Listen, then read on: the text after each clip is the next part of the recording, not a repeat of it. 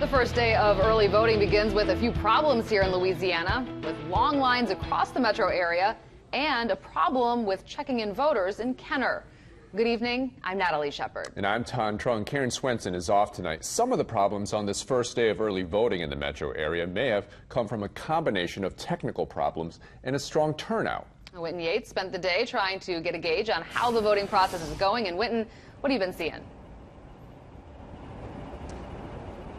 Natalie, we've been going around. We went to St. Tammany. We were here in Orleans Parish, and we went out to Kenner, where they're having some issues. And in each of those areas, the scene was a little bit different. In Orleans Parish, the lines have been long, but they've been moving very quickly. Over in St. Tammany, people have been waiting no longer than 20 minutes. But over in Kenner, they've been seeing lines that are long and wait times that are even longer.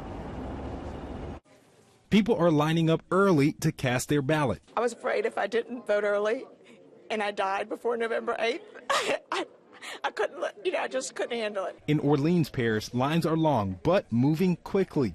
Orleans Registrar Sandra Wilson explained that today's wait times have been no longer than 20 minutes, even as they've seen an increase in early voter participation. Each year it picks up. More and more people are interested in participating in the early vote, and the absentee paper ballot is unbelievable. She said they've mailed out nearly 8,000 absentee ballots. She believes that the convenience of early voting is really starting to make an impact on the minds of voters. Even if you think you're going to be busy or something, you have enough time, so there's no reason why no one should vote. Orleans isn't alone seeing bigger numbers of voters headed to the polls. In St. Tammany, officials say they've seen more than 900 voters at each polling place. The last presidential, we had about 8,000 at each location.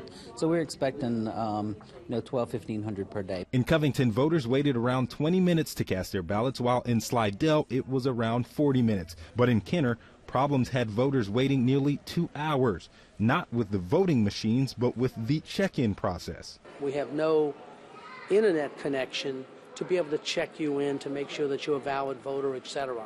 And then that affects these machines. We can't let a person vote on these machines, the edge machines we call them, until we verify they're a voter. But spirits remained high as people waited it out.